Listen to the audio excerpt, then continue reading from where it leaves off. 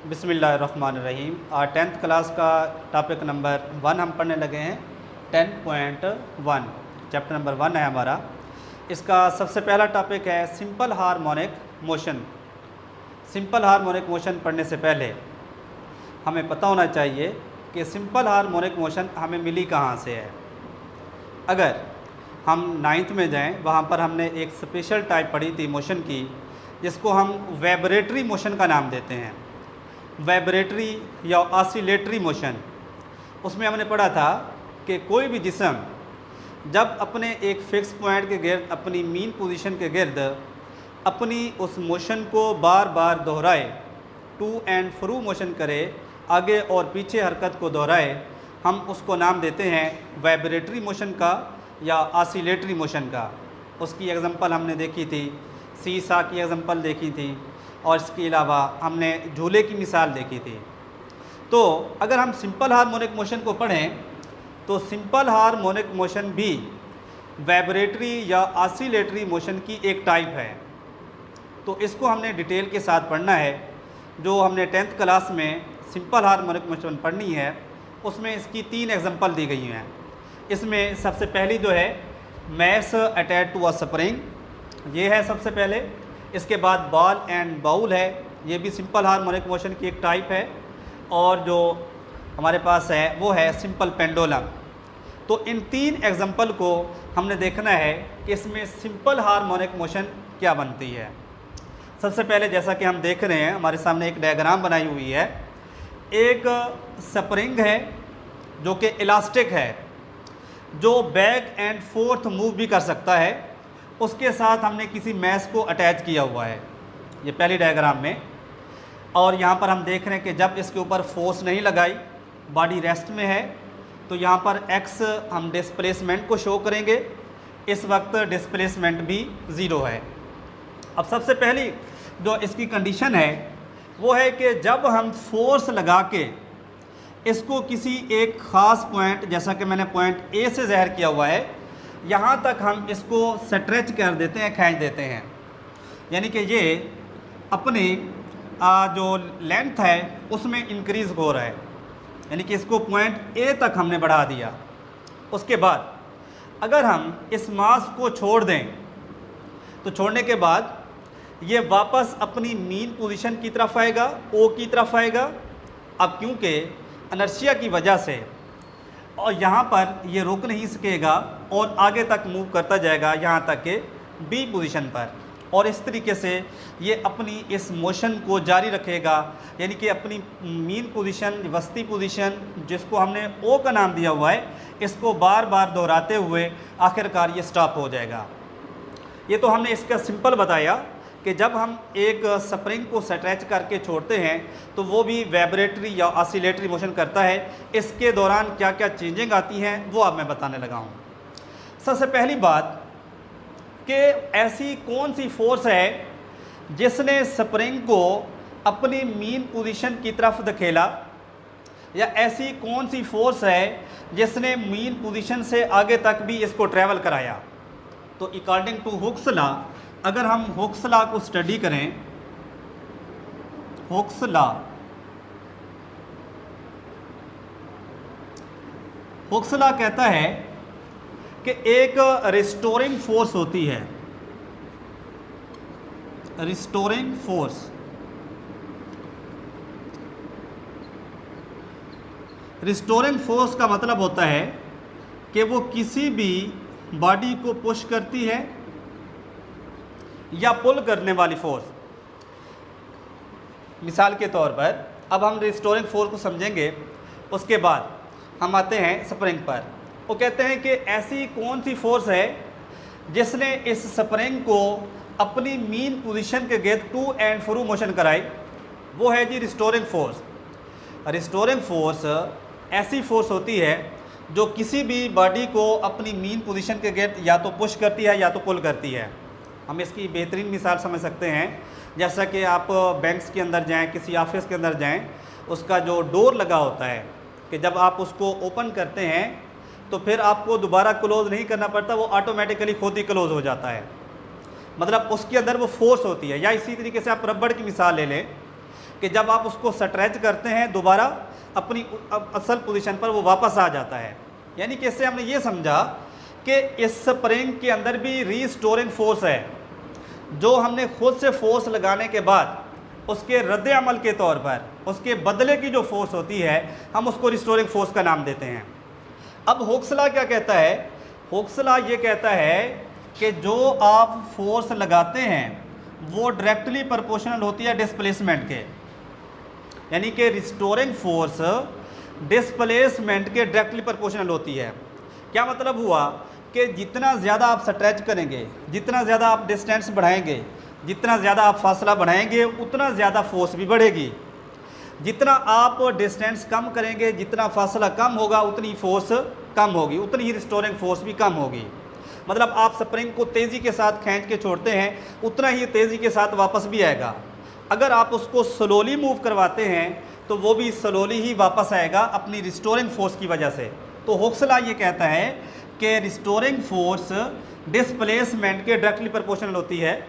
यहाँ पर एक और बात कि माइनस साइन जो होता है, नेगेटिव साइन, वो शो करता है कि दोनों फोर्स और डिस्प्लेसमेंट अपोजिट इन डायरेक्शन है, कि दोनों की डायरेक्शन अपोजिट होगी, एक लेफ्ट है तो दूसरा राइट डायरेक्शन पर होगा।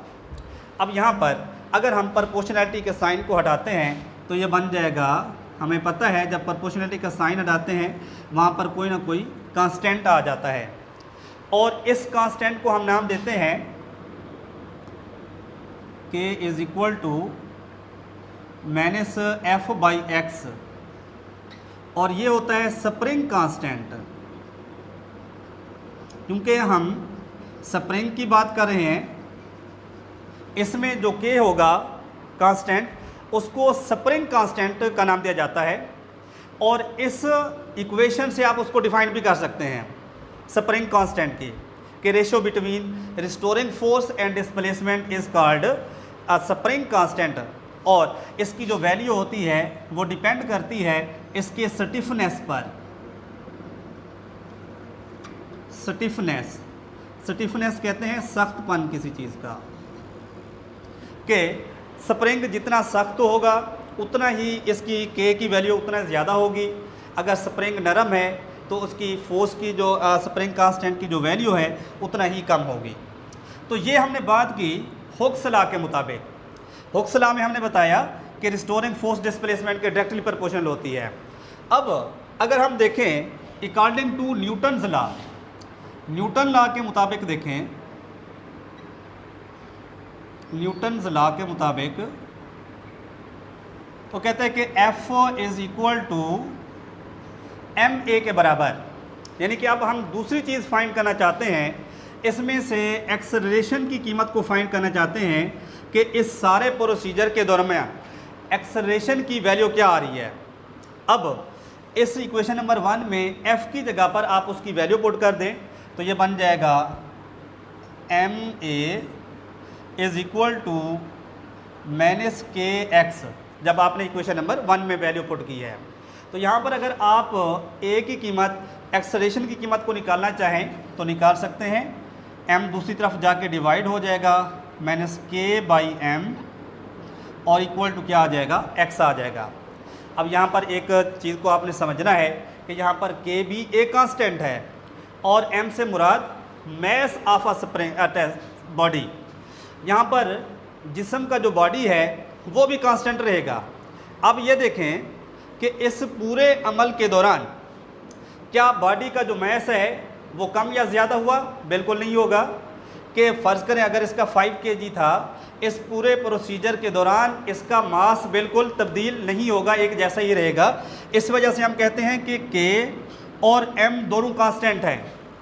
जिस तरीके से आपने प्रोपोर्शनैलिटी के साइन को हटाने के लिए कांस्टेंट को लगाया था, वैसे ही कांस्टेंट को हटाने के लिए उसकी जगह पर आप प्रोपोर्शनैलिटी का साइन भी लगा सकते हैं। तो ये बन जाएगा acceleration directly proportional to displacement. यहाँ से हमें एक और बात समझ आई है सिंपल हार्मोनिक मोशन में, कि जो एक्सेलरेशन होता है वो भी डिस्प्लेसमेंट के डायरेक्टली प्रोपोर्शनल होता है, कि जितना ज़्यादा डिस्प्लेसमेंट ज़्यादा होगा उतना ही एक्सेलरेशन भी ज़्यादा होगा। यानी कि सिंपल हार्मोनिक मोशन में हमने दो चीज़ों को समझना है कि एक रिस्टोरिंग फोर्स जो होती है डिस्प्लेसमेंट के डायरेक्टली प्रोपोर्शनल, और दूसरा जो है एक्सेलरेशन जो होगा वो भी डिस्प्लेसमेंट के डायरेक्टली प्रोपोर्शनल। लेकिन यहाँ पर याद रखने वाली जो बात है कि चाहे रिस्टोरिंग फोर्स है चाहे हमारे पास एक्सेलरेशन है, उनकी डायरेक्शन जो होगी हमेशा मीन पोजीशन वस्ती पोजीशन की तरफ ही होगी। मीन पोजीशन से मुराद जब बॉडी फर्स्ट कंडीशन में था, रेस्ट की पोजीशन में था, जो उसकी इब्तदाई हालत थी, वो वाली कंडीशन उसकी मीन पोजीशन कहलाती है। ये सारी बातें बयान करने के बाद आखिर में आपने बताना है कि यहाँ पर बॉडी की जो वेलोसिटी है या एक्सेलरेशन है कहाँ पर मैक्सिमम होगा, कहाँ पर क्या होगा, मिनिमम होगा।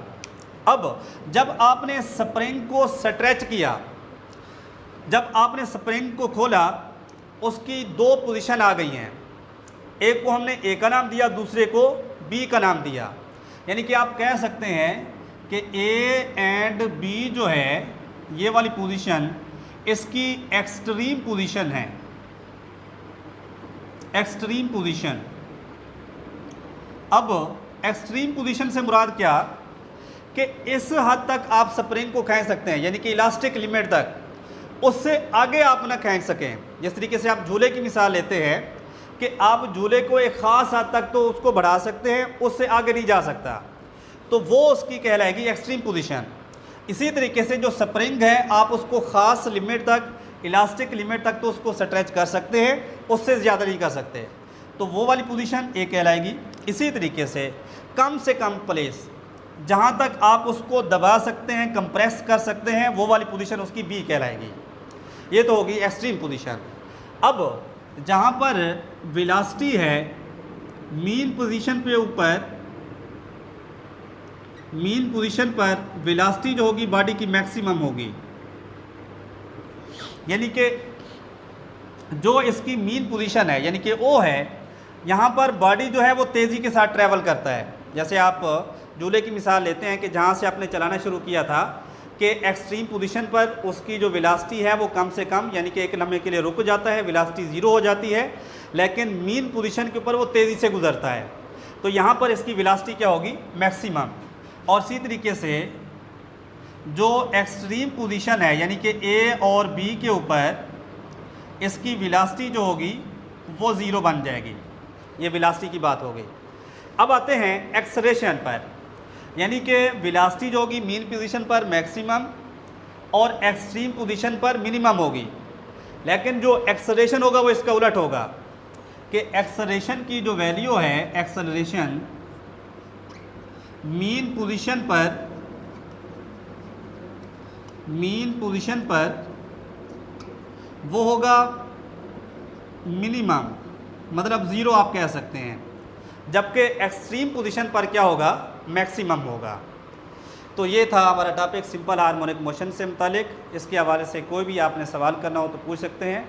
शुक्रिया।